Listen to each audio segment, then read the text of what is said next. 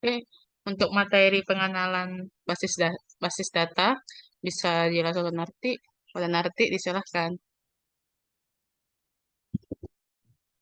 Terima kasih. Nah, sebelumnya kenalin aku Narti. Di sini aku izin screen dulu ya. Tolong izinin dong. Oke, Nah, udah. di sini aku mau sharing lah soal dasar basis data. Jadi dari basis data itu sendiri kan terdiri dari dua kata nih, basis dan data. Basis itu sendiri itu bisa diartikan sebagai markas atau gudang. Gimana kita tahu kalau gudang itu kan tempat berkumpul atau tempat dikumpulkannya lah, tempat naruh suatu objek, barang, berkas, atau apapun itulah. Sedangkan data, ya kita pasti udah tahu lah ya, data satu kumpulan yang terdiri dari fakta-fakta tentang suatu gambaran atau apapun yang terkait dengan suatu keadaan. Jadi dari situ bisa kita simpulkan kalau basis data itu kumpulan suatu informasi atau beberapa informasi dengan keterangan yang diolah agar bisa diakses, diproses, dikelola, dan diperbarui dengan mudah. Jadi basis data ini sendiri berisi kumpulan dari catatan maupun informasi karena dia merupakan suatu kumpulan, jadi situ kita bisa menganalisa, menggambarkan, ataupun menjelaskan suatu keadaan berdasarkan data-data yang kita punya itu. Basis data ini dari logikanya itu bisa kita bayangkan dengan lemari lah gitu ya, bisa dibilang lemari. Jadi dianggap kita tuh mengelola satu lemari, yang dimana lemari ini berisikan berbagai berbagai data-data. Nah, di dalam lemari ini berarti kita kalau mengolah suatu lemari itu kita kelompokkan kan, anggap itu berkas atau nama-nama pasien lah. Jadi bisa jadi, nah simpelnya kita anggap ini nama-nama mahasiswa lah.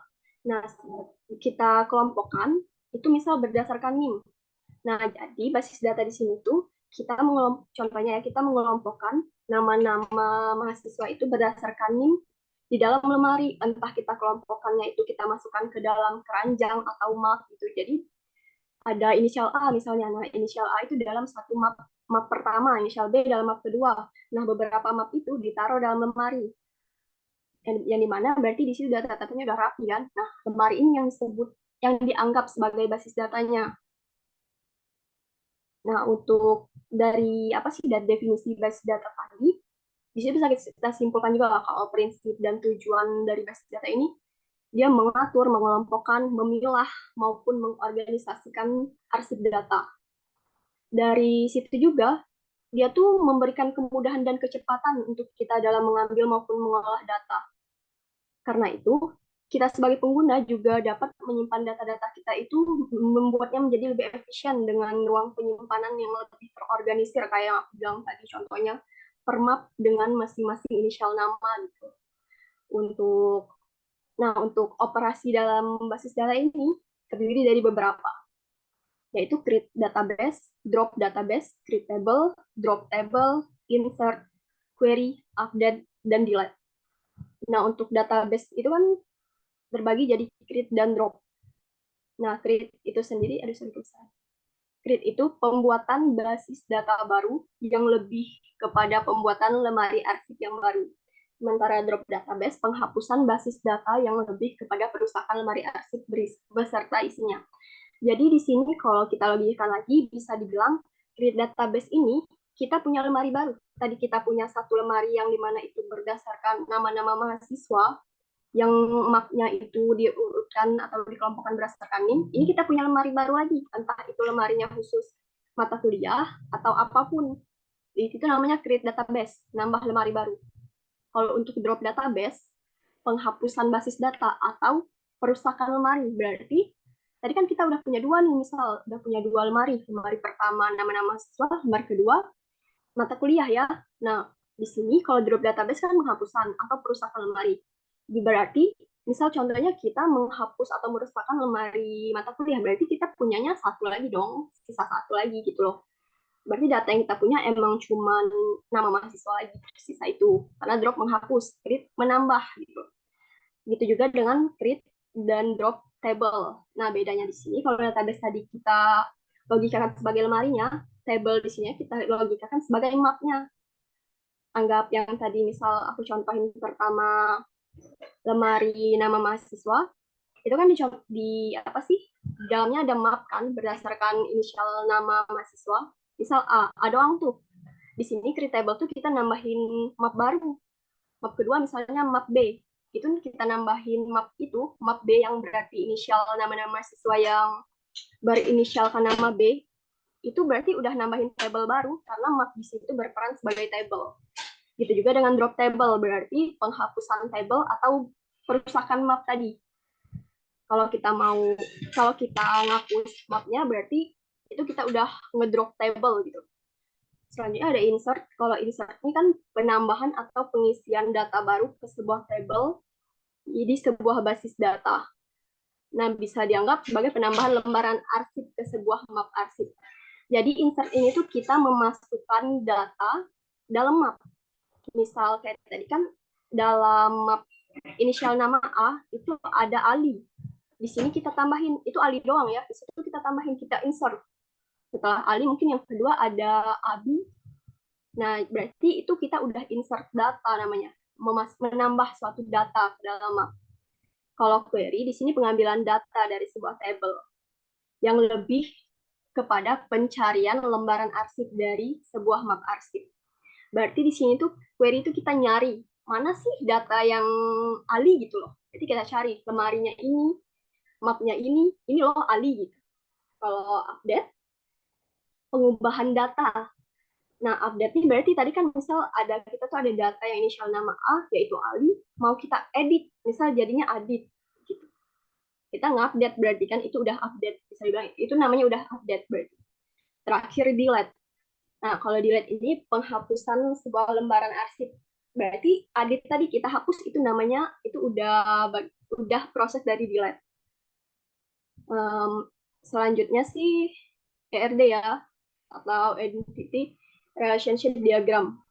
ERD ini bentuk awal banget dalam melakukan perancangan basis data yang kita gunakan untuk memodelkan struktur data yang kita gambarkan antara entitas satu dengan entitas lain yang berhubungan berdasarkan objek-objek dasar data yang kita punya. ERD ini kita transformasikan atau kita petakan ke dalam beberapa bentuk seperti tabel, skema relasi, dan diagram hubungan antar tabel yang kita punya tadi. Nah, di ERD ini, kayak tadi aku bilang kalau ERD ini tuh ada hubungan antara entitas, tabel, dan lainnya, itu entitas ini disebut komponen. Jadi komponen dalam ERD ini terdiri dari entitas, atribut, relasi, dan garis penghubung. Ini masing-masing simbol dari komponennya ya, ini udah aku cantumin. Untuk entitas itu suatu kumpulan objek atau sesuatu yang dapat dibedakan atau dapat diidentifikasikan secara unik. Nah, aku ada contoh sebentar.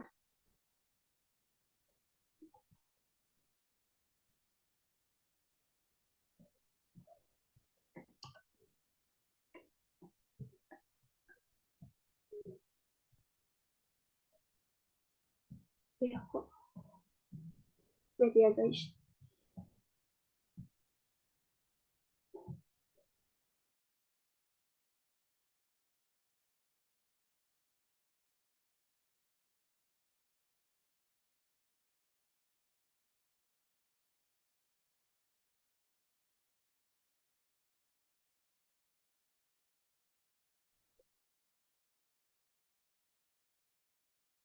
Contoh ya RD-nya, contoh entitasnya ini mahasiswa, kuliah, dan dosen, dan atribut kumpulan elemen yang membentuk suatu identitas.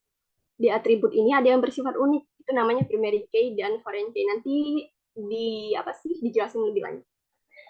Atribut di sini ialah ini NIM, alamat mahasiswa, kode MK, nama mahasiswa, dan tanggal lahir. Jadi mahasiswa di sini tuh entitasnya, sementara NIM dan lain-lain atribut dari mahasiswa yang dimana yang dipunyai oleh mahasiswa. NIM kan dipunyai mahasiswa, nama, tanggal lahir, dan lainnya gitu. Selanjutnya relasi. Relasi ini hubungan yang terjadi antara beberapa entitas berdasarkan fakta pada suatu lingkungan. relasi, hubungan. Jadi relasi itu ada di antara entitas satu dan entitas yang lain.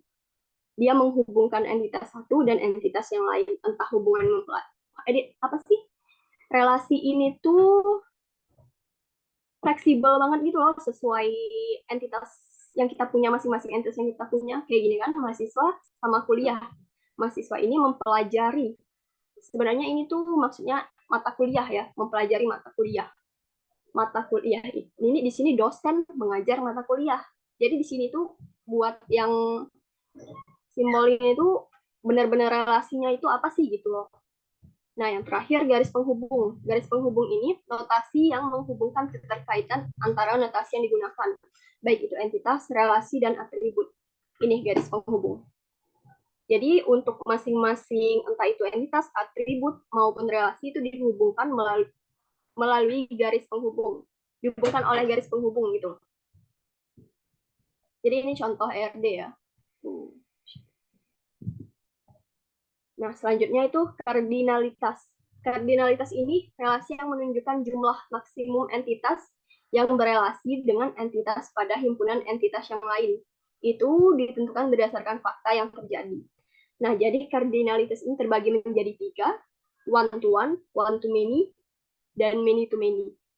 Seperti namanya ya, ini satu banding satu berarti satu apa sih entitas contohnya entitas A dan B, entitas B. Entitas A hanya berhubungan dengan satu entitas B atau sebaliknya. Sementara one to many, entitas A berhubungan dengan banyak entitas pada himpunan B. Dan many to many, banyak himpunan pada entitas A dapat berhubungan dengan banyak entitas pada himpunan entitas B. Begitu pula sebaliknya, contohnya tadi kayak tadi. Nah, ini sebenarnya ini 1 dan N ini nggak dipakai ya, sebenarnya ini cuma contoh aja, buat simbol aja, ngasih tahu kalau ini contoh one to one. Ini satu nih, satu mahasiswa, hubungan dari apa sih atribut, maksudnya entitas mahasiswa dan kuliah ini hubungannya one to many. Sementara kuliah dan dosen itu hubungannya many to one. Itu untuk contoh kardinalitas. Untuk tahap membuat ERDK yang tadi, itu pertama kita perlu identifikasi dulu entitas apa aja sih yang kita butuhin gitu loh untuk basis data kita ini gitu. Kayak tadi kan kita butuhnya mahasiswa, mata kuliah, dan dosen. Itu dulu yang kita tentuin yang pertama. Lalu kita tentuin atributnya. Kayak tadi kan mahasiswa tuh atributnya ada nama, NIM, alamat, lahir, atau apapun itulah data yang kita butuhkan. Namun di sini kita tentukan juga primary key-nya. Ini yang unik nih. Kalau kayak mahasiswa, itu primary key-nya berarti NIM. Karena NIM udah pasti satu orang punya satu. Itu benar-benar identitas banget. Gak bakal dipunyai sama orang lain. Selanjutnya kita identifikasi himpunan relasi antar entitas satu maupun dengan entitas yang lainnya berdasarkan foreign key-nya tadi. Selanjutnya kita tentukan derajat kardinalitas relasi untuk relasi pada entitas dan atribut yang kita punya. Kayak yang tadi one to one atau one to many atau many to many gitu. Dan terakhir kita tinggal lengkapi himpunan entitas dan himpunan relasi dengan atribut yang mendukung aja sih, kayak bilang tadi, data-data apa aja yang dibutuhin. Selanjutnya itu tentang normalisasi akan dijelaskan oleh rekan saya Alda.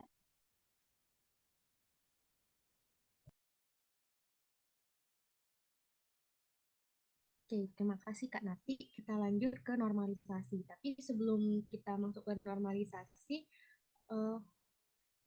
penjelasan mengenai pengenalan basis data yang dijelaskan Kak Nati tadi sudah paham atau ada yang masih bingung nggak? Hadisa izin Kak. Ya. Hadisa tuh masih bingung sama perbedaan yang many to one sama one to many tadi Kak. Oh ya. Boleh dijelaskan ulang Kak?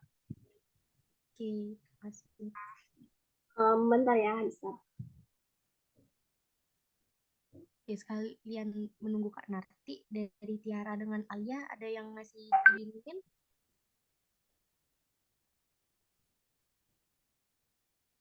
Oke, kalau belum ada, kita coba ini pembahasan pertanyaan Hadisa dulu ya. Jadi tadi bingungnya tuh di kardinalitas ya, one to one to many atau many to many. Nah, jadi di sini udah contoh simple. Ini one to many.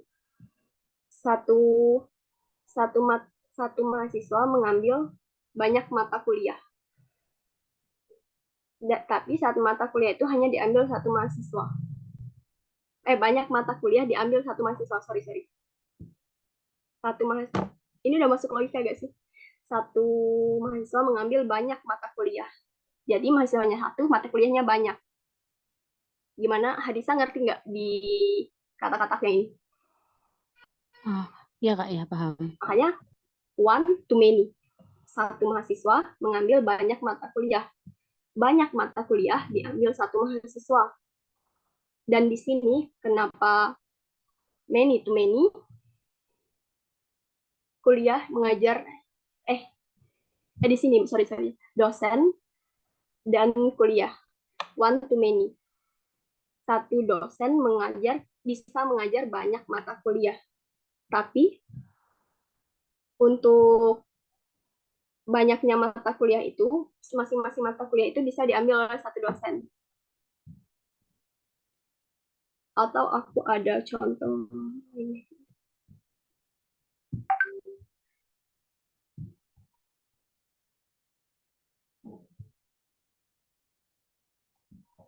Nah ini, ntar aku besarin.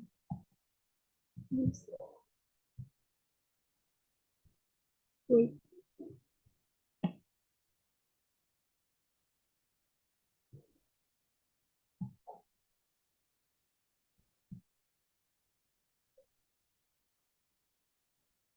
Nah ini ada beberapa contoh ya. Nah di sini one to many. Jadi satu ibu mempunyai banyak anak. Jadi terus banyak anak ini dipunyai oleh satu ibu. Misal aku ada 3 kakak beradik. Ibu aku satu doang dong. Nah aku yang 3 beradik ini dimiliki oleh satu ibu. Dan ini satu suami dimiliki oleh menafkahi satu istri. Jadi hubungannya tuh benar-benar sesuai relasinya juga gitu loh. Tapi mau timbal balik pun itu tetap sama kayak gini. Banyak mahasiswa dapat mempelajari banyak mata kuliah. Banyak mata kuliah dapat dipelajari oleh banyak mahasiswa. Gitu sih. Atau ngerti nggak kamu sama kata-katanya? Kayaknya teman aku ada yang mau tambahin deh. Nah, dia mau nambahin nggak? Sebelum aku nambahin, mungkin Adisanya gimana nih? Dari penjelasan Narti tadi, paham nggak? Oh, kalau dari Hadisa itu udah paham. Oke, untuk yang lainnya gimana? Ada pertanyaan yang lain?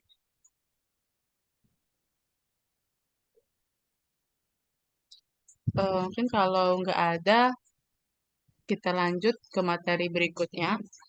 Maupun ada nanti bisa ditanyakan ya di akhir setelah materi ini.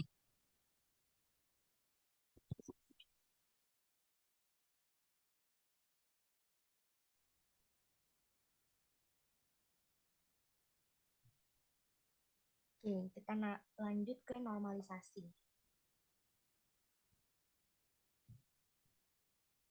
Sebelumnya tadi kan udah sempat disinggung sama Kak Narti mengenai IRD. Selanjutnya itu ada bentuk lainnya yaitu normalisasi. Normalisasi itu digunakan untuk membangun basis data yang bagus. Jadi bagaimana sih kita membangun basis data itu yang bagus? Itu bisa menggunakan normalisasi. Secara konsep, normalisasi database adalah proses mengorganisasi data dalam sebuah database relasional agar memenuhi persyaratan yang disebut dengan normal form. Jadi kita itu membuat sebuah database yang bagaimana caranya database yang kita buat ini itu memenuhi syarat sebagai normal form. Nah, normal form ini sendiri itu ada banyak, ada first normal form, second normal form, third normal form. Itu nanti kita pelajarin lagi selanjutnya. Nah, normalisasi bisa disebut juga sebagai proses pengelompokan atribut-atribut dari suatu relasi sehingga membentuk well-structured relation. Inilah tujuan kita menormalisasi tadi. Normalisasi itu membantu atau memastikan bahwa data yang kita buat itu disimpan dalam database dan tidak bertentangan, tidak redundan, artinya itu tidak ganda ya, datanya tidak berulang-ulang.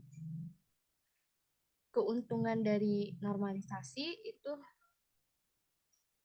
yang pertama, meminimalkan ukuran penyimpanan yang diperlukan untuk menyimpan data. Yang kedua, meminimalkan resiko inkonsistensi data pada basis data. Yang ketiga, meminimalkan kemungkinan anomali pembaruan. Yang keempat, memaksimalkan stabilitas struktur data. Mungkin nanti kalau kita masuk ke contoh, akan paham nih apa keuntungan dari normalisasi ini. Selanjutnya, anomali. Nah, tadi kan kita tujuan dari normalisasi tadi dia agar database yang kita buat itu tidak redundan dan tidak bertentangan atau tidak berulang-ulang, tidak inkonsistensi. Nah, kalau datanya ganda atau redundan itu, dia bisa menyebabkan anomali. Anomali itu adalah masalah yang timbul dalam relasi ketika terjadi operasi pemuktahiran data dalam relasi. Masalah yang terjadi misalnya pengubahan data yang membuat ketidakkonsistenan data atau bahkan membuat suatu data menjadi hilang. Anomali itu sendiri itu terbagi menjadi 3. Ada anomali insert, itu anomali yang terjadi ketika kita ingin menambah data. Anomali delete itu anomali yang terjadi ketika kita ingin menghapus data.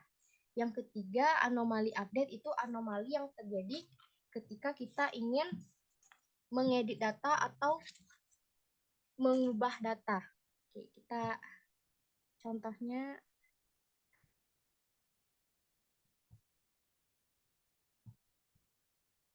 di sini ada contoh tabel atau data yang belum normal ya. Yang pertama itu anomali insert ya. Tadi anomali insert itu merupakan masalah yang terjadi ketika suatu baris ditambahkan ke dalam tabel. Biasanya terjadi kunci primary yang bernilai 0. Di sini kita tadi sempat disinggungkan oleh Kak Narti mengenai primary key. Nah, primary key itu suatu yang membedakan antara entitas satu dengan entitas yang lain. Kayak kita kan kalau mahasiswa, itu yang membedakan kita dengan mahasiswa yang lain itu adalah NIM kan. Kalau misal nama, di sini contoh ada nama Ria.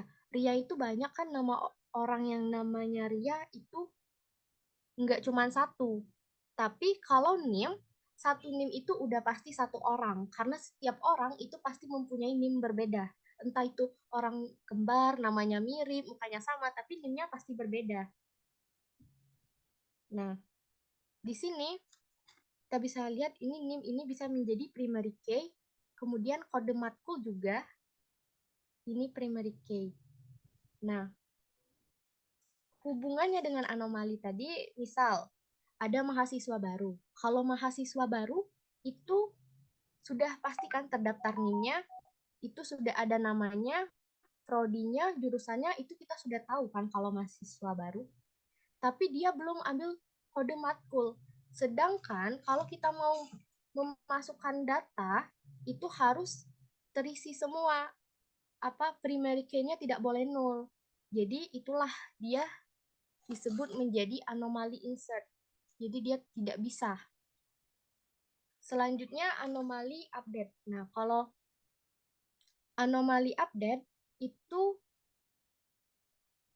muncul karena ketika kita dalam relasi itu ingin mengubah. Misal, di sini kita lihat ya, matkul basis data itu ada 4. Ada 4. Dan SKS basis data itu 4 SKS. Nah, misalkan kayak kemarin itu kalau beda kurikulum biasanya SKS-nya ada juga yang berubah. Misal basis datanya mau kita ubah menjadi 3. Nah, bagian kan ada 4. Berarti kita ubah satu-satu. 3, 3, 3, 3. Iya kalau 4. Kalau ada 100, itu akan memakan waktu yang banyak kan untuk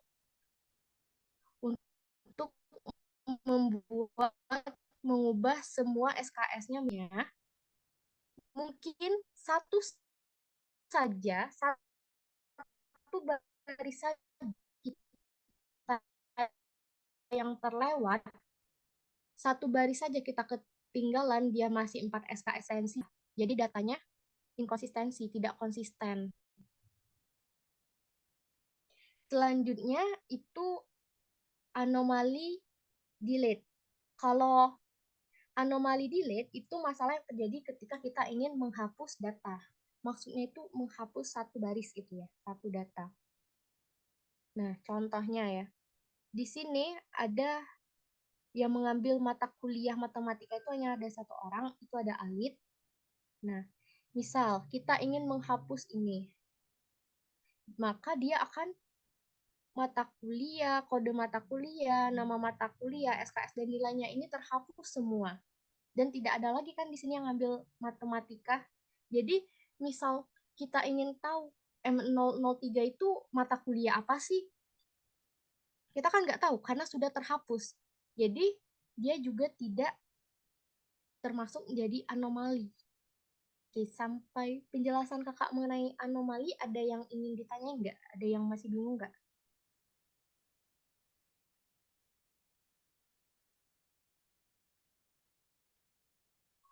Sudah paham kah? Kalau paham, kita lanjut lagi ke atribut dan ketergantungan fungsi.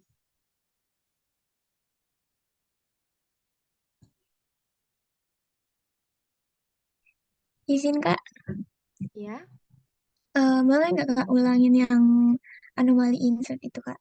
Masih kurang ngerti. yang anomali insert ya. Oke, kalau anomali insert itu sebenarnya nanti di bawah itu kita akan bahas mengenai primary key. Nah, di sini primary key itu merupakan suatu apa ya? Pokoknya yang membedakan antara baris satu dengan baris yang lainnya. Primary key itu yang misal M001 itu sudah pasti basis data. M002 ini sama. Ini karena belum normal jadi ini 1234 sudah pasti RIA, 1234 sudah pasti 1237 sudah pasti band. Jadi, misal di sini kan ada 2, NIM dengan kode matkul yang menjadi primary key. Nah, kalau misal ada mahasiswa baru, kita mau menambahkan mahasiswa baru, itu kan awalnya itu kan dia belum ngambil kode mata kuliah kan, seperti mahasiswa baru sekarang kan belum ngambil SKS atau belum ngambil mata kuliah, tapi mereka sudah terdaftar di dalam kuliah. NIM-nya sudah ada, nama mahasiswanya juga ada, prodi mereka itu juga ada, jurusannya ada. Tapi kode mata kuliahnya belum ada, nama mata kuliah, SKS berapa yang mereka ambil.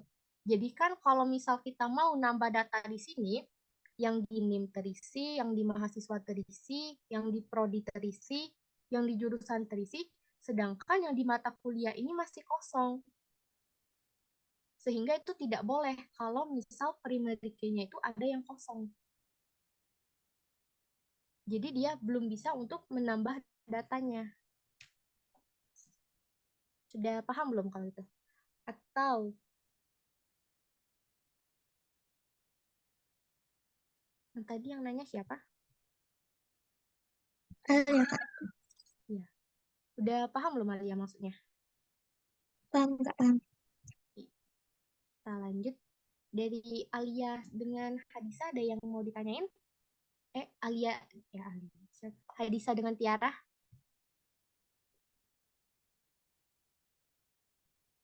Kita lanjut ya. ke atribut dan ketergantungan fungsi. Nah, kenapa? Yang pertama itu ada kunci key.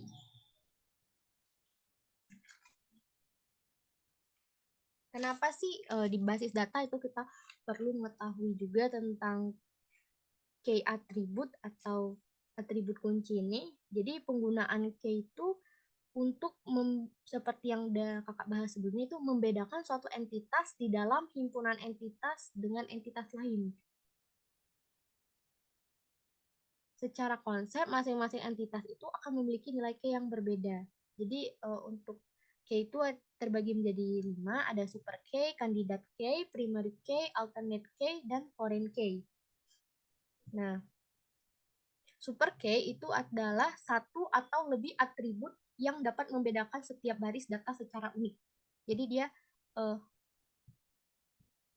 atribut satu atau lebih atribut yang dapat membedakan setiap basis data yang unik. Kayak tadi kan dia yang unik NIM, kode mata kuliah, itu kan dia unik.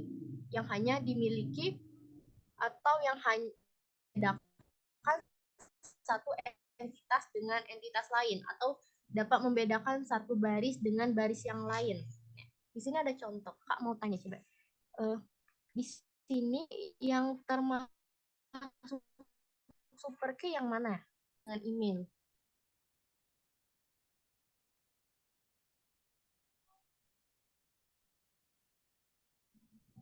Ada yang bisa bantu jawab?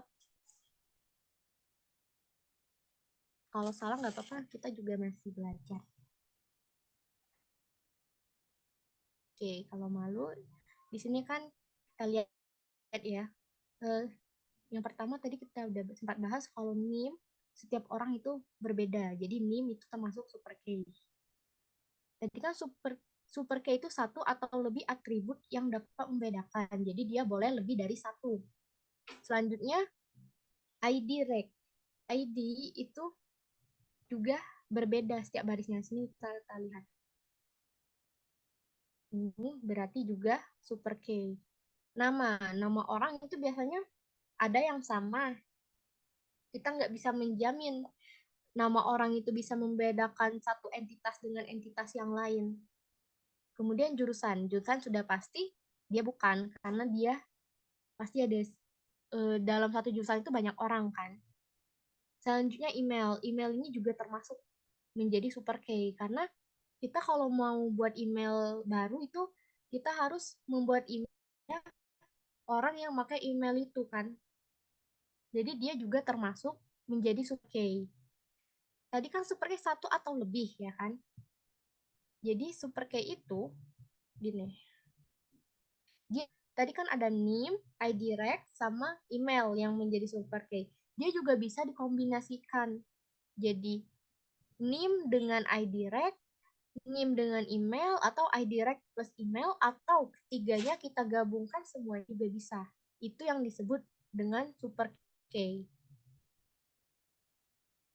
Selanjutnya,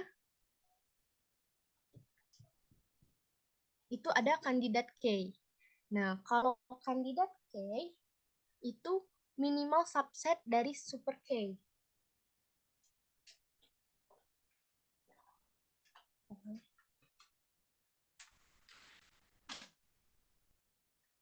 Artinya kalau minimal subset dari super key berarti dia hanya satu. Tadi kan ada, berarti dia hanya ini. Hanya NIM, ID rec, dan email. Dia tidak boleh digabungkan ketiga-tiganya atau dikombinasikan seperti ini. Ini bukan termasuk ke dalam kandidat key. Oke, paham sampai sini?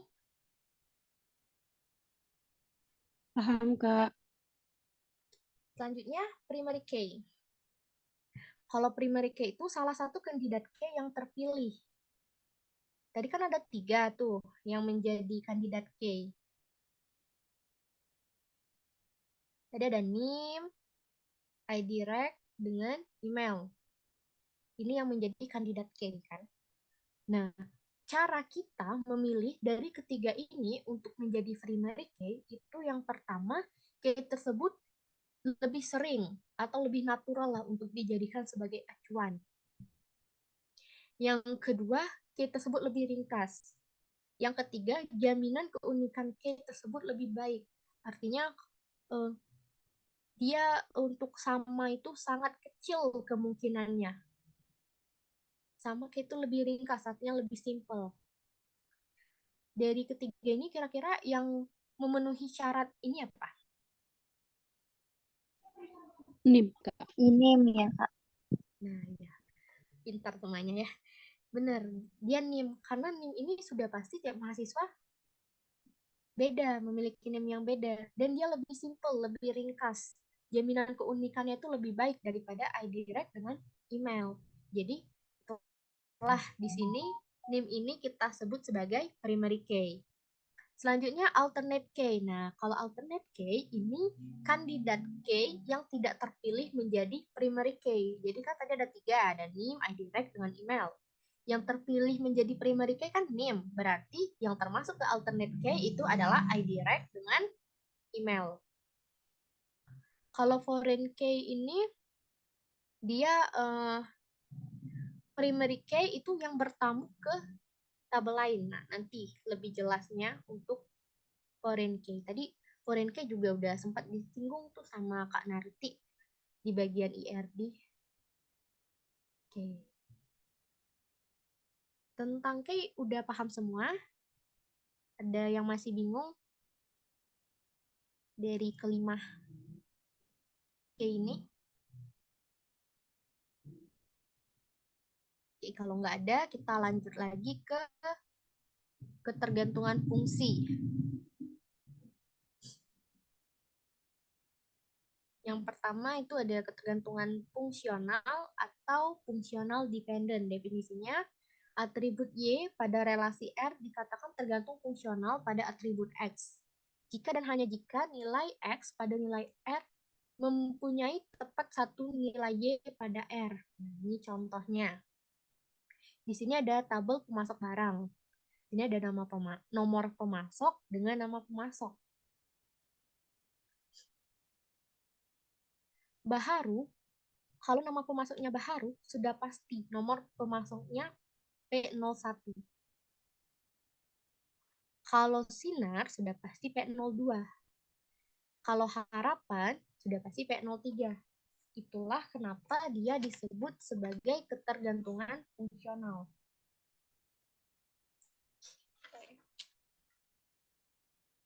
Sama kayak NIM tadi.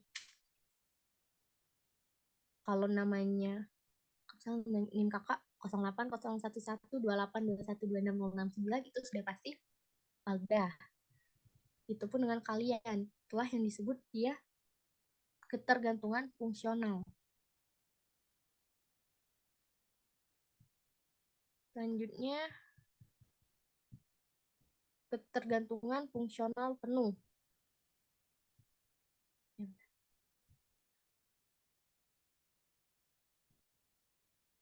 Ketergantungan fungsional penuh itu merupakan definisinya atribut Y pada relasi R dikatakan tergantung fungsional penuh pada atribut X pada relasi R jika Y tidak tergantung pada subset dari X.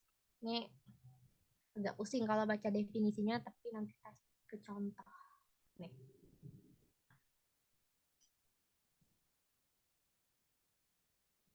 Oke, di sini ada tabel kirim barang. Kirim barang ada nomor pemasok, nama pemasok, nomor barang, dan jumlah. Di sini P01 udah kita bahas tadi, sudah pasti Baharu. P01 Baharu, P02 sudah pasti Sinar, P03 sudah pasti Harapan. P01 di sini B01. Bisa juga dia B02. Bisa juga P01 itu B03. Artinya dia tidak bergantung penuh. Kalau dia P01 ke Baharu, tadi dia bergantung penuh. Soalnya sudah pasti P01 itu Baharu, P02 itu Sinar, P03 itu Harapan. Sedangkan Kalau ini P01, dia bisa B01, bisa B02, bisa B03. Jadi dia tidak bergantung penuh. Kita coba lagi di nomor barang dengan jumlah. Kita lihat. Ini B01 itu 1000. Nah, di sini B02 1500. Yang ini B02-nya 2000. Jadi dia tidak bergantung penuh. Kita lihat di sini juga B03-nya 2000. Sedangkan yang ini B03-nya 1000. Dia berbeda. Sehingga dia sudah dipastikan itu tidak bergantung penuh. Selanjutnya kita P01 itu 1000. Di sini P01 1500. Yang di sini P01 2000. Dia berbeda lagi, berarti ini juga bukan atau tidak bergantung penuh. Tapi kalau misal kita P01, B01 itu sudah pasti 1000. P01, B02 itu jumlahnya 1500. P01, B03 itu 2000. P02, B03 itu 1000. Jadi bisa kita katakan bahwa nomor barang dengan nomor pemasok terhadap jumlah itu tergantung penuh. Jadi jumlah itu tergantung penuh pada nomor barang dan nomor pemasok. Oke, mengenai ketergantungan fungsional penuh, paham nggak?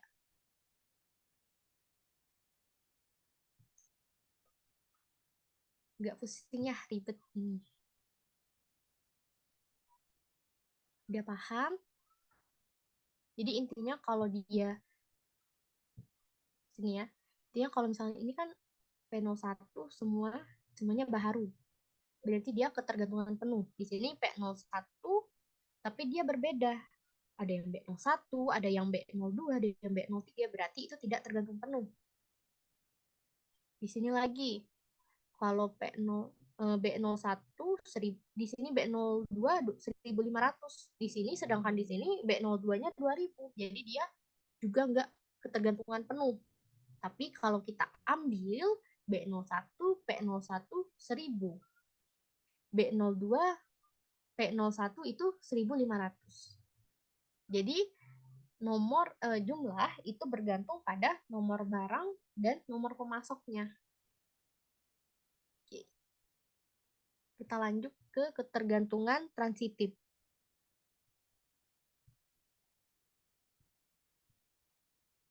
Kalau ketergantungan transitif itu biasanya disebut dengan bergantungan secara tidak langsung. Karena kayak dia itu X itu ditentukan oleh Y. Y itu ditentukan oleh Z. Jadi X itu tidak langsung tidak langsung ditentukan oleh Z, tapi melalui Y terlebih dahulu. Itu yang disebut dengan ketergantungan transitif. Ini contohnya.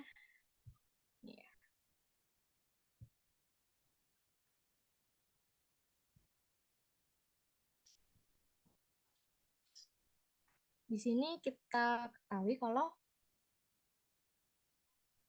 kita lihat ya, nomor pemasok itu menentukan kota secara tidak langsung, tapi tidak secara tidak langsung ya.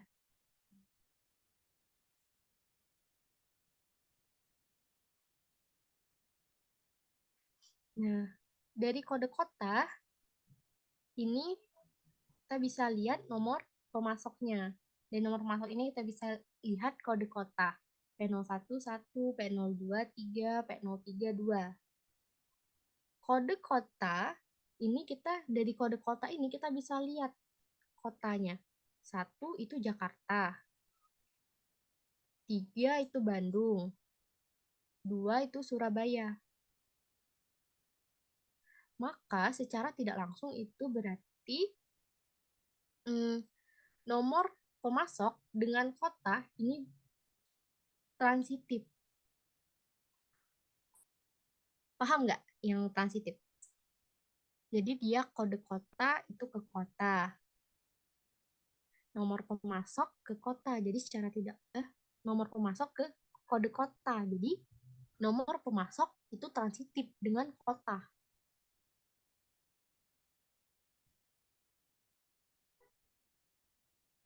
Biasanya dalam normalisasi itu tidak boleh adanya transitif. Ini kan sama aja kan, kayak kurang efisien, ada kode kota, ada kota. Sedangkan sama aja, 1 itu sudah pasti Jakarta, 3 itu sudah pasti Bandung, 2 itu sudah artinya Surabaya. Jadi dia dibuang, dijadikan satu tabel lain, dipisah. Mungkin itu aja kalau tentang transitif. Tentang ketergantungan fungsi, ada yang mau ditanyakan nggak sebelum kita masuk ke langkah-langkah pembuatan normalisasi? Atau ada yang mau diulang?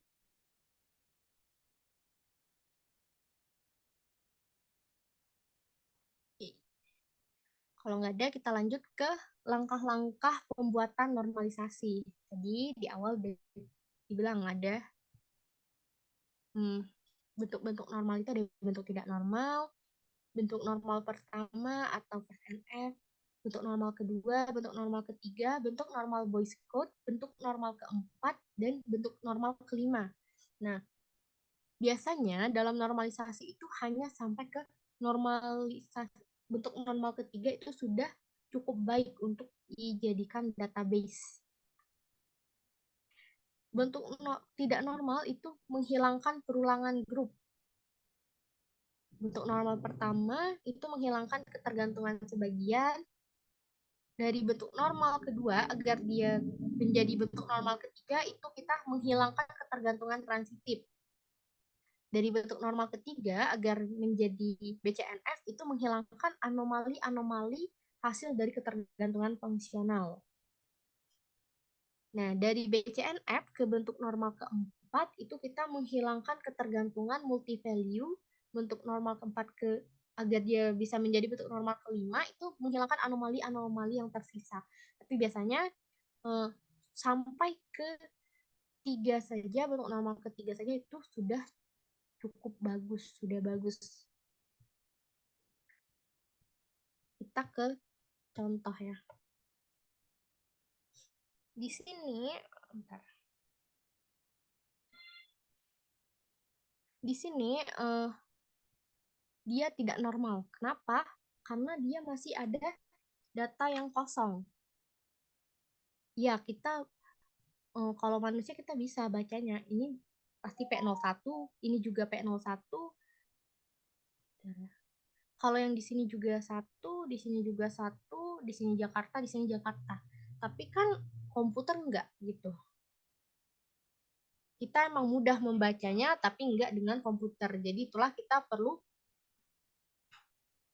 normalisasi.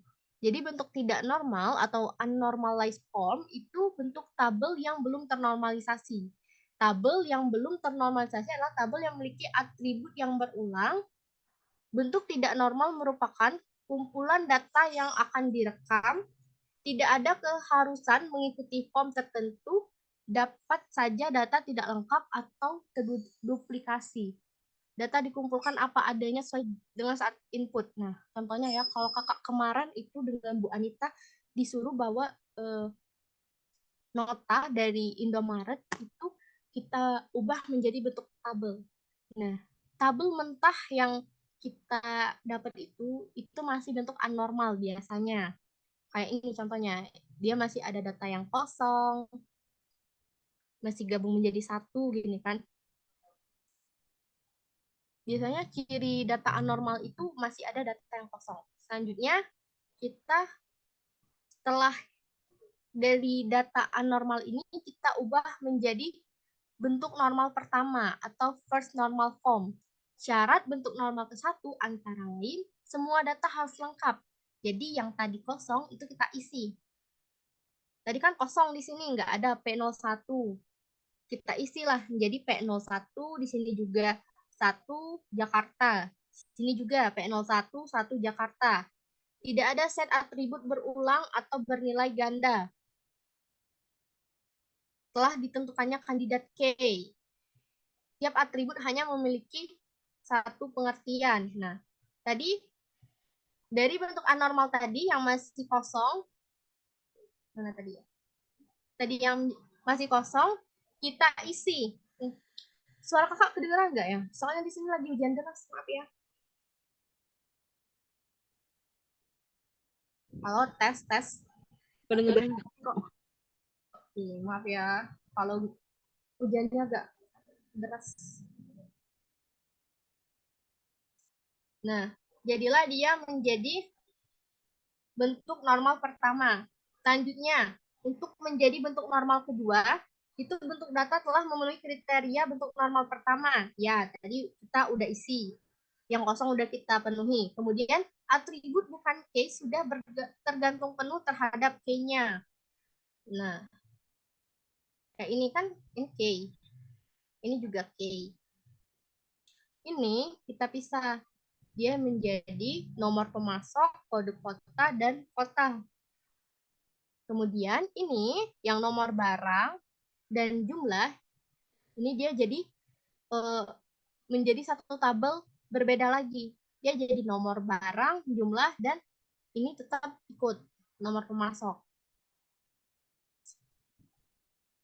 Jadi dia gini.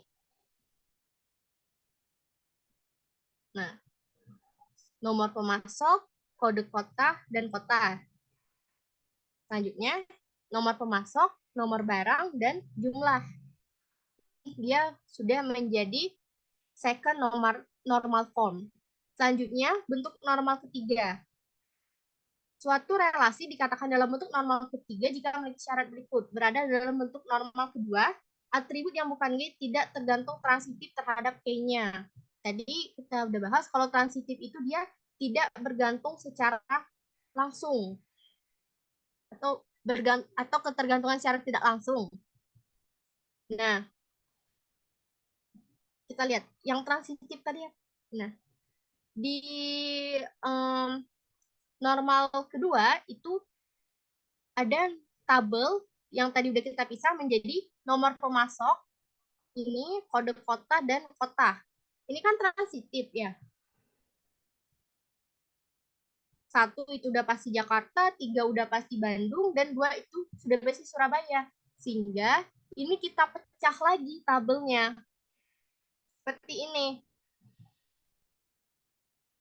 Menjadi nomor pemasok dan kode kota, dan kota. Nah, kode kota di sini kita jadikan menjadi primary key. Karena 1 udah pasti Jakarta, 2 udah pasti Surabaya, dan 3 sudah pasti Bandung. Tadi kakak udah jelasin kan foreign key. Nah, masuk dari foreign key itu gini. Kode kota di sini kan primary key. Dia untuk ke sini itu dia menjadi foreign key. Dia bertamu ke tabel ini. Gitu.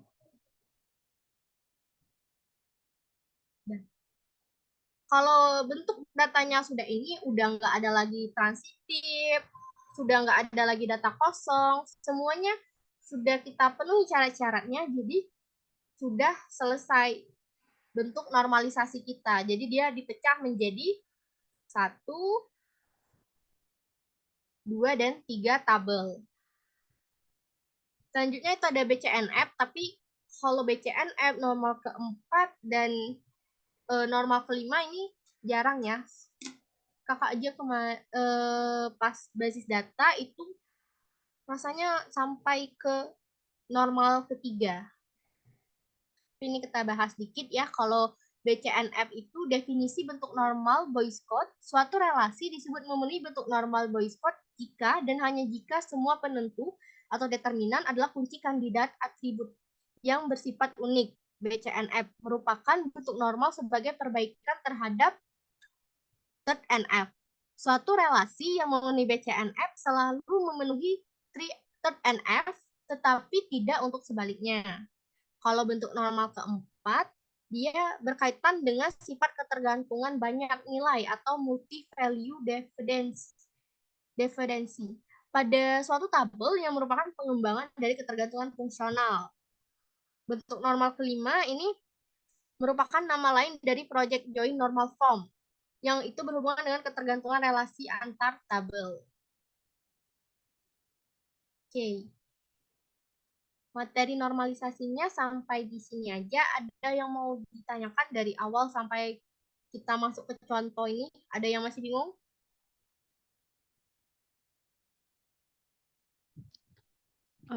Enggak, Kak. Udah paham. Yakin udah paham? Nanti iya. Ini ada latihan soal. Oke. Ini kan di sini katanya ini bentuk anormal. Kenapa ya ini dikatakan bentuk anormal? Udah tahu nggak? Tabel ini dikatakan masih anormal. Kenapa? Ada yang bisa bantu jawab? Bisa, Kak? Kenapa? Ya, itu datanya masih barisnya masih ada yang kosong, Kak. Nah, ya, pintar. Jadi kalau ini karena dia masih ada yang kosong, dia harus kita isi dulu agar dia menjadi first NF atau first normal form. Oke, ini mungkin bisa di SS ya untuk tugas kalian untuk latihan biar lebih tambah paham. Nanti kita bisa di SS untuk tugasnya.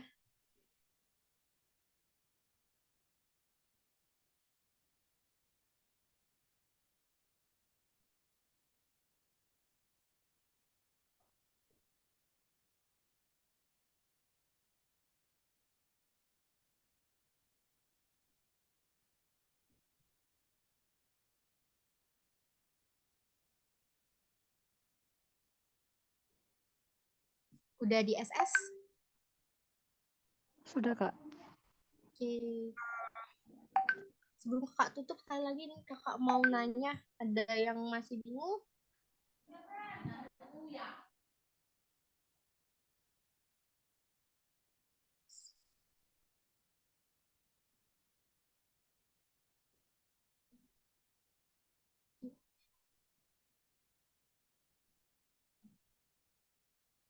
Kalau nggak ada, kakak kembalikan kepada Kak Nadia. Kakak cukupkan materi mengenai normalisasi. Maaf kalau masih ada kekurangan ya, kakak kembalikan ke Kak Nadia. Oke, terima kasih untuk Narti dan Alda. Tadi kan sudah jelasin mengenai pengenalan dasar basis data dan normalisasi. Yang dijelasin tadi itu kayak sebagian kecilnya lah ya, kurang lebihnya itu materi yang akan kalian dapat untuk di mata kuliah basis data. Untuk lebih lengkap, lebih rinci, atau lebih dalam lah, kalian bisa nanti di semester ini kalau nggak salah ada mata kuliah basis data itu bisa kalian ambil. Em, Nanti di sana ini bakal diajarin nih dosennya itu biasanya Bu Anita biasanya diajarin lebih dalam mengenai apa itu basis data, bagaimana cara bikin ERD normalisasi dan ada juga materi mengenai DBMS itu database management system. Oke, sebelum kelasnya diakhiri, mungkin di sini aku mau sharing sedikit mengenai project basis data aku kemarin. Mungkin aku share screen bentar ya. Oke. Oke, eh, pada ini merupakan proyek basis data aku kemarin itu di tahun 2021. Mungkin di setiap tahun itu bakal berbeda ya, tergantung apa yang mau kalian ambil, apa yang mau kalian buat. Di sini aku bikin tentang website Maker. Jadi Maker ini tuh dulu itu eh, salah satu PMW aku. Ini bergerak di bidang usaha kuliner.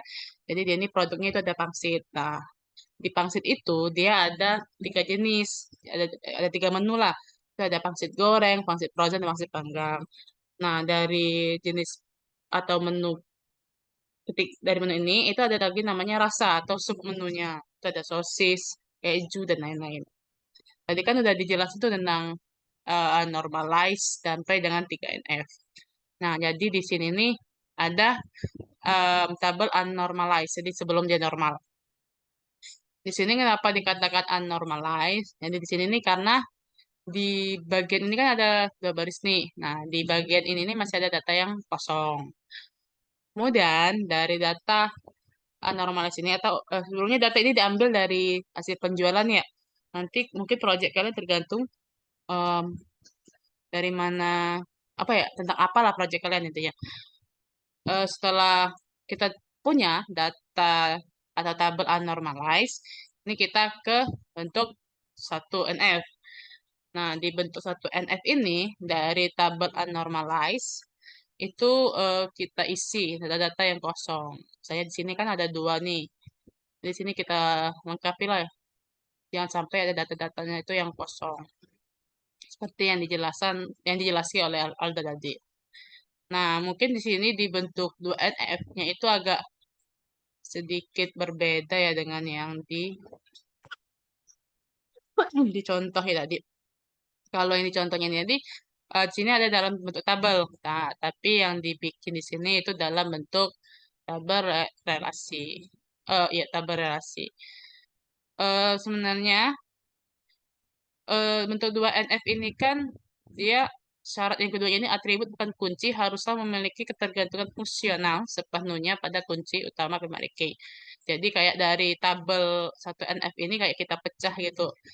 Nah, biasanya kalau dengan wanita itu projectnya yang kita bikin di bentuk 2NF ini kita buat dalam bentuk tabel relasi. Sekalian dibuat apa ya? Nah, tadi RD itu ada namanya kardinalitas one to many to many, one to one.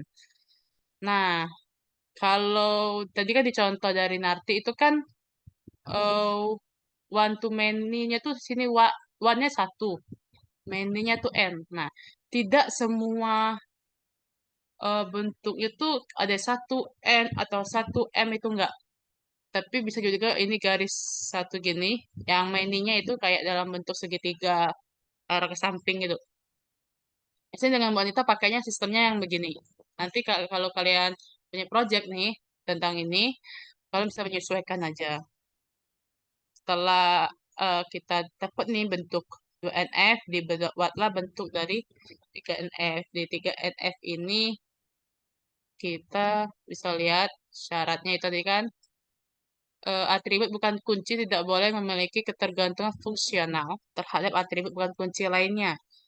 Seluruh atribut bukan kunci pada suatu relasi hanya memiliki ketergantungan fungsional terhadap primary key di relasi itu saja. Di bentuk 2NF ini kita bisa lihat nih di tabel ini nih, contohnya. Di tabel ini ada kode menu, nama menu, kode submenu, nama submenu, ukuran, harga, dan kode konsumen. Nah, tadi kan dijelasin tuh antara primary key dan foreign key. Nah, di tabel ini kode konsumen itu dinamakan primary key. Sini ada kita kasih kode kita kasih untuk pembedanya kasih bintang 1. Nah, tadi ada foreign key. Foreign key itu kan primary key yang bertamu ke tabel lain. Ini kode konsumen ini bertamu ke tabel menu. Ini makanya kode konsumen di sini namanya foreign key. Sini kita kasih misalnya kita kasih uh, perbedaannya dikasih bintang 2. Nah, di tabel ini kita bisa melihat ada namanya kode menu dan submenu. Nah, nama submenu ini dia kan ketergantungan dengan kode menu. Sedangkan di 3NF ini atribut bukan kunci tidak boleh memiliki ketergantungan terhadap atribut bukan kunci lainnya. Karena atribut nama submenu ini dia ketergantungan dengan kode menu, kita bisa buat tabel baru, kita pecah lagi jadi tabel nama submenu. Begitu juga dengan yang lainnya seperti ukuran, harga dan lainnya. Oke, mungkin sepertinya itu ada ERD. Nah, di ERD ini dia ini lebih dirinciin ya dari yang ada di bagian modul di sini. pakai modul sini. Intinya sama, cuman ini kayak dia lebih dirinciin. Jadi yang pertama itu kita menentukan entitas. Entitas apa yang mau kita pakai. Setelah entitas yang kita tentukan situ udah ada, kita menentukan relasi antara entitas itu dengan matriks relasi. Sini kita buat nama entitasnya. Sini juga kita buat nama entitasnya. Sini kita bisa lihat ini konsumen. Konsumen itu dia memiliki relasi dengan menu. Konsumen memilih menu. Dan di entitas menu itu memiliki relasi di submenu. Menu itu memiliki submenu. Dan menu itu memiliki pesanan. Dan begitu juga di entitas lainnya. Setelah kita membuat matrik relasi, kita menggambarkan ERD sementara dari matrik relasi ini. Jadi kan kalau yang kotak ini namanya entitas, kalau yang kayak ini segi ini apa sih namanya ini lupa. Pokoknya yang ini nih namanya ini bagian untuk Referensi. relasinya. Yang ini entitas lagi. Nah, kalau kita sudah membuat ERD sementara, kita bisa menambahkan kardinalitas. Nah, kardinalitas ini ada one to many, many to many, one to one. Di sini kita bisa lihat nih, ini one, ini many. Jadi artinya bisa kayak satu konsumen itu bisa memilih banyak menu. Tapi banyak menu ini banyak menu yang dipilih ini hanya dimiliki oleh satu konsumen. Begitu juga yang lainnya. Mungkin dari kalian ada yang mau kayak jelasin nih satu misalnya yang menu sama submenu. Ini kan hubungannya one to many. Nah, maksud one to many itu gimana? Ada yang bisa jelasin nggak? Satu orang aja nggak apa-apa?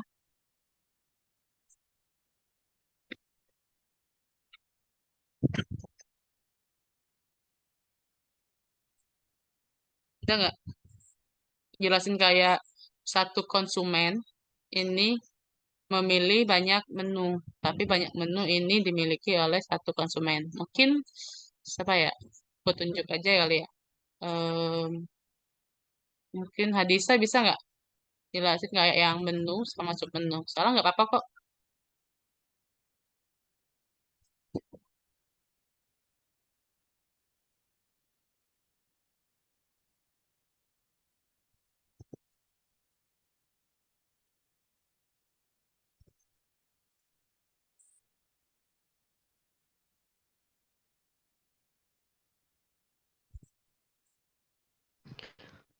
Jadi menurut Hadisaka itu kan menu dan submenu itu one to many. Jadi itu maksudnya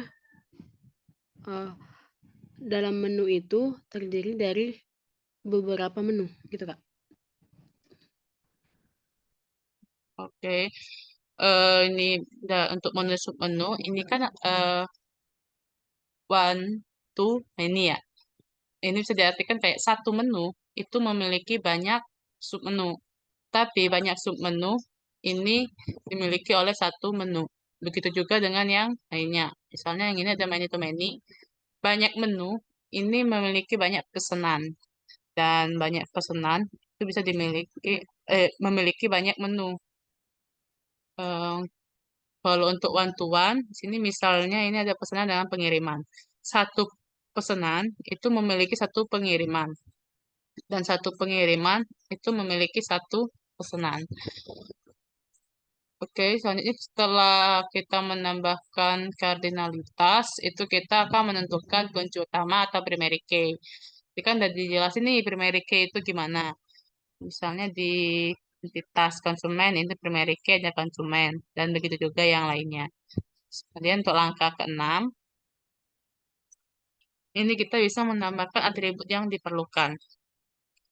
Tadi kan untuk yang kotak ini entitas, yang ini untuk relasi. Terus kalau yang kayak oval atau bold ini dinamakan atribut. Jadi di setiap atribut ini pasti memiliki yang namanya primary key. Oke, dari ERD ini kita bisa buat database relasional. Nah, database relasional ini sebenarnya sama dengan normalisasi yang bentuk 3NF. Ini kan, berarti ini namanya database relasional.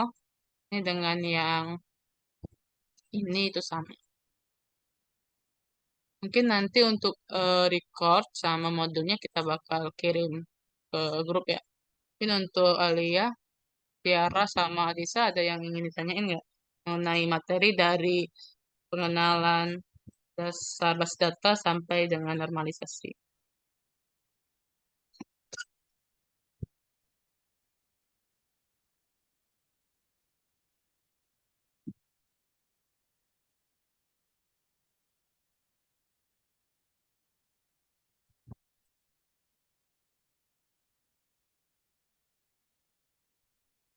Tadi kan ada tuh yang diminta sama Alda untuk di SS soalnya tadi. Nah, dari soal yang dikasih Alda itu kan bentuknya unnormalized. Nanti mungkin bisa nih kalian buat sampai bentuk 3NF. Nanti aku bikinin kayak link pengumpulan tugasnya. Bisa kok nanti kalian saling kerjasama atau mungkin kalau memang ada yang dibingungin, ada bingung nih boleh kok tanya di grup ataupun boleh PC aku maupun PC Alda atau Narti.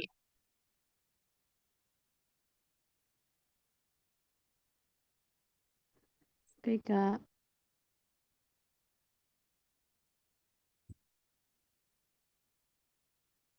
Ini ada yang mau ditanyain lagi nggak?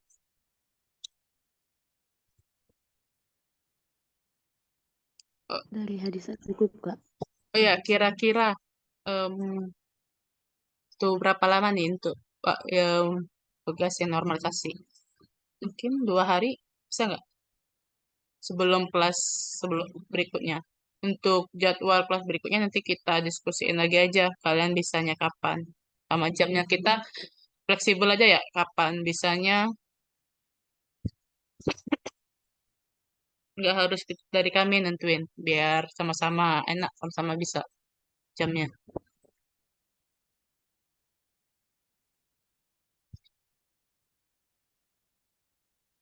Mungkin kalau emang nggak ada yang mau ditanyain, aku akhiri di sini ya. Em, Kalau memang ada yang ditanya, boleh tanya di grup maupun di PC. Aku akhiri. Wassalamualaikum warahmatullahi wabarakatuh. Terima kasih semuanya. Waalaikumsalam. Terima Waalaikumsalam. kasih, Kak. Terima kasih, Kak. Makasih, Kak. Teman-teman boleh nih, yang mau live Zoom boleh live Zoom.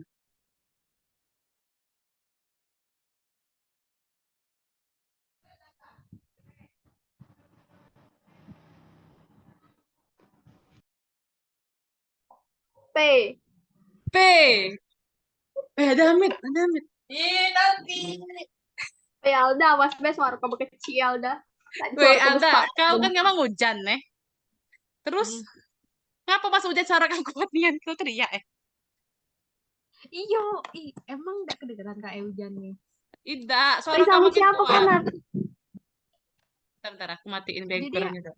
aku kira suara hujan tuh ganggu, jadi aku ngomongnya deket komputer sambil teriak. Oi, Sinta. Kau tuh nama wangi lalayo ah. Itulah, wih Alda nih teriak-teriak kayaknya nih. Makin kuat. Aku kira nak Kau suara kedengeran wanita dia karena tuh. hujan deretan. Kau udah nak berkunjung ke ini. Apa? Ikan Nadia. Masa dana dia di kamar.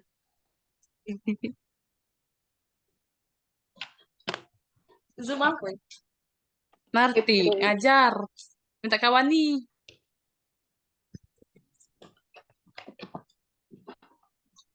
Betan yang dari jam itu. Iyalah.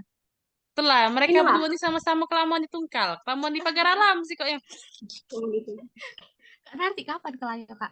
Ya mau di Duluan Desember. ada. Tadi bilang duluan Nanti lah. duluan. Habis Alda. Aku udah habis Kak Narti mah. Udah Sudah berapa lah tangga? kalian. Berapa tangga lagi?